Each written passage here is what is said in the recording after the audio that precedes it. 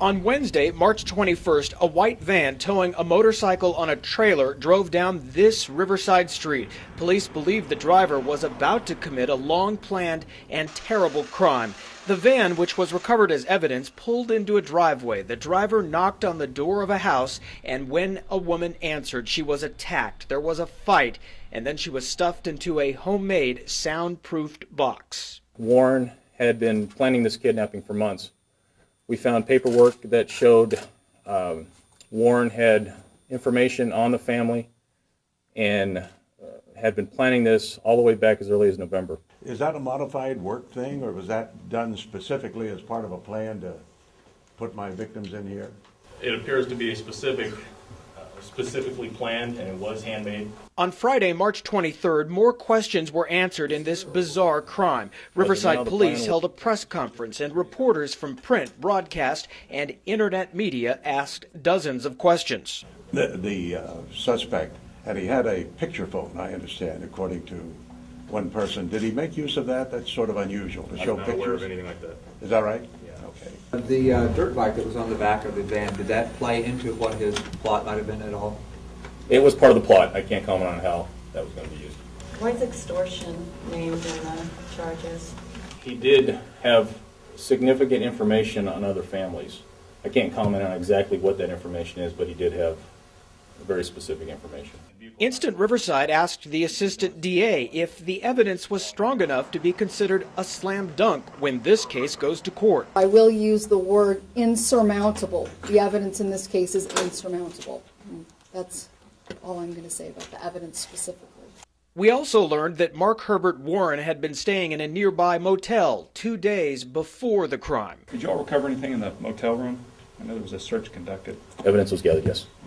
In my 17 years, I've never seen anything this extravagant and this, I guess, bone-chilling is a good word for it. It is the sophistication of the crime that happened in this Riverside neighborhood that is so stunning. A Riverside man receives a ransom note. It demands money for his wife's safe return. He's preparing to give that money. We at Instant Riverside are committed to covering crime when we can tell Riversiders how to prevent from becoming a victim of a similar event. But the more you learn about this case, the more fascinating and disturbing it becomes. It's become disturbing already, knowing how many people that he planned on kidnapping. You can see the battery system he has hooked up behind the driver's seat there. And he would run electrical to these fan/ventilation pipes. There's a little fan propeller on them that would bring air into the box. Yeah, this is as weird as I can get. Yeah, the only other thing that probably would top this was the morning I went to the Tate LaBianca house, after years and years ago with the Manson family.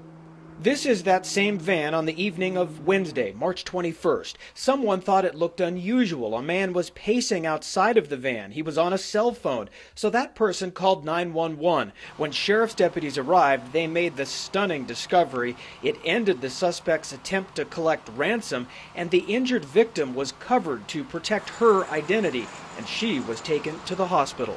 And the SOT will be with Rick Cobb, Detective Rick Cobb. Reporters worked quickly to broadcast the new information. Instant Riverside had its first update at 4:01 p.m. So back to the question of our safety, whether it is noon or midnight. We're told, be suspicious of any knock at the door. If you don't know the person that's at the door, don't answer the door. You can easily talk to them through the door, but just definitely don't answer the door. Mark Herbert Warren is behind bars, and the district attorney's office has announced it will prosecute Warren and seek a sentence of life in prison. I'm Craig Figner reporting, InstantRiverside.com.